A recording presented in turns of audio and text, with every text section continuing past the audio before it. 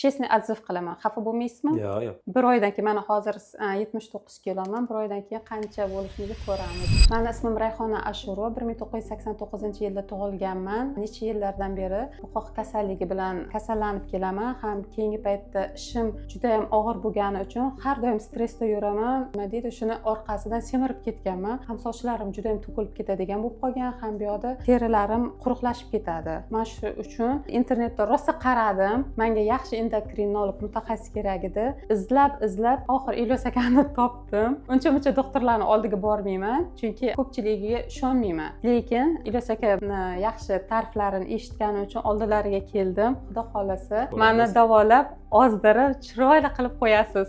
Inshaalloh, xudo xolasa. Men tekshirdik. Sizda bir ikkita o'sha gormon yetishmovchiliklari bor. Ya'ni o'sha teri toksikos holatlari, gormon ko'payish holati, o'sha keyin prolaktin gormonlari baland chiqqan. Uni to'g'irladik. Xudo xolasa yozib berdim. Bir oydan keyin siz bilan ko'rishamiz. Har oylik rezultatlarni sekin-sekin qo'yib boramiz. Честный отзыв qilaman. Xafa bo'lmaysizmi? Yo'q. Bir oydan keyin mana hozir 79 kiloman. Bir oydan keyin qancha bo'lishini ko'ramiz. Agar sizda soch to'kilishi, buqoq bezovta qilayotgan bo'lsa hamda semirib ketayotgan bo'lsangiz, Sergeli tumanida joylashgan Ibrat klinikasiga bemalol murojaat qilishingiz mumkin. Yaxshi mutaxassisimiz Ilyos aka, endokrinolog doktorimiz sizga bitta check-up analiz orqali sizga bemalol lecheniya yozib beradilar va davolanishingiz mumkin. Hammaga omad, sog'liginglarni asranglar.